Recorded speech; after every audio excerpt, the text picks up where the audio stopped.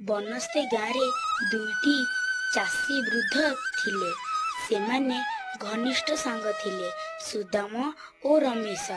ସେ ଦୁହେଁ ମିଶି ନିଜ ନିଜ ଜମିରେ ଚାଷ କରନ୍ତି।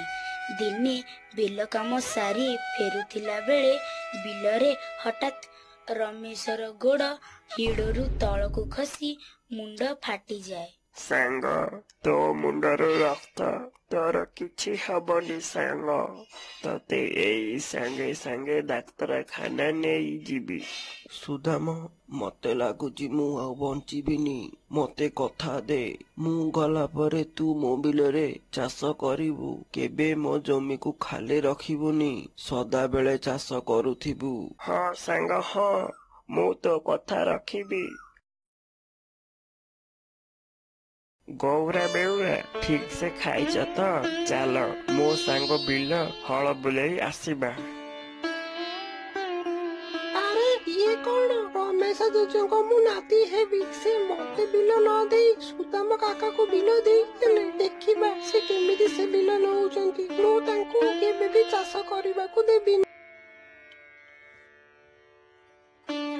ଗୌରା ବେଉରା, ଆଜି ଦୁଇ ବିଲ ହଳ ବୁଲା ସରିଲା। କାଲି ମୁଁ ଆସି ଧାନ ବୁଣିଦେବି।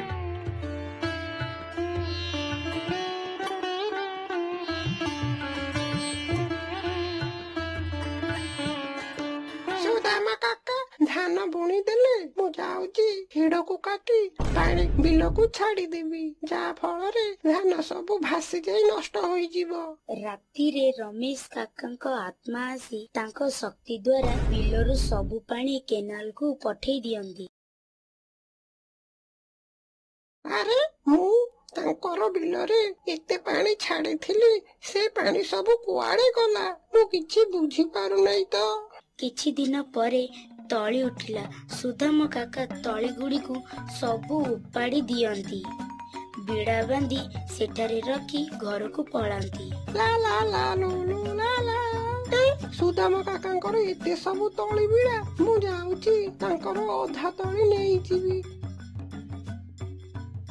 ସୁଦାମ କାକା ଦୁଇଟି ବିଲରେ ପୁରା ଧାନ ତଳି ରୁଇ ଦିଅନ୍ତି। ସେପଟେ ମୁଦୁଳି ତା ବିଲକୁ ଆସେ ଓ ଚମକି ପଡେ। କଣ ଯେ ମୋ ସହ ହଉଛି? ମୁଁ କାଲି ତ ସୁଦାମ କାକାଙ୍କର ଅଧା ତଳି ନେଇଯାଇଥିଲି, ପୁଣି ଦୁଇଟି ବିଲକୁ କେମିତି ତଳି ଅଣ୍ଟିଲା? ତଳି ଦୁଇଟି ବିଲକୁ ପାଇବା କଥା ନୁହଁ ତ? କିଛି ମାସ ପରେ ସୁଦାମ କାକାଙ୍କ ଧାନ ପାଚିଯାଏ। ସୁଦାମ କାକା ଧାନ କାଟୁଥାନ୍ତି, ସେପଟେ ମୁଦୁଲି ମଧ୍ୟ ତା ବିଲରେ ଧାନ କାଟୁଥାଏ। ସୁଦାମ କାକା କିଛି ଘଣ୍ଟା ମଧ୍ୟରେ ସବୁ ଧାନ କାଟି ଦିଅନ୍ତି। ଧାନ ନଡା ଗୁଡ଼ିକୁ ଗୋଟିଏ ଜାଗାରେ ଗଦା କରି ଘରକୁ ପଳାନ୍ତି। ସୁଦାମ କାକାର ଧାନ ଗଦା ବହୁତ ଉଞ୍ଚା, ମୋର କମ ଉଞ୍ଚା। ତାମାନେ ତାଙ୍କର ଅଧିକ ଧାନ ବାହାରିବ, ମୋର କମ ବାହାରିବ। ଏହା ଭାବି ମୁଦୁଲି ସୁଦାମ କାକାର ଧାନ ନଡା ଆଣି ନିଜ ଧାନ ଗଦାରେ ଗଦେଇ ଦିଏ।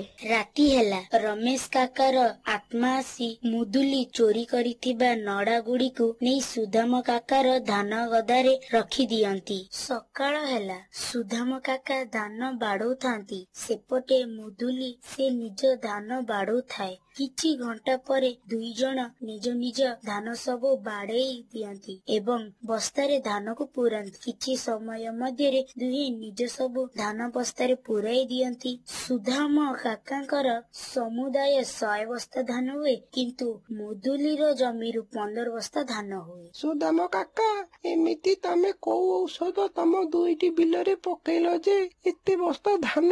ମୋର ଜମାରୁ ଏତିକି। ରମେଶ ଜେଜର ମୁଁ ନାତି ହେବି। ସେ ମତେ ବିଲ ନ ଦେଇ ତମକୁ ବିଲ ଦେଇଦେଲେ। ସେହି ରାଗରେ ମୁଁ ତମ ଦୁଇଟି ବିଲର ଧାନ ନଷ୍ଟ କରିବାକୁ ଚେଷ୍ଟା କଲି, କିନ୍ତୁ ମୋର ଧାନ କମିଲା, ତମର ବଢିଲା। କଣ ତୋତେ ଟିକେ ଲାଜ ଲାଗୁନି?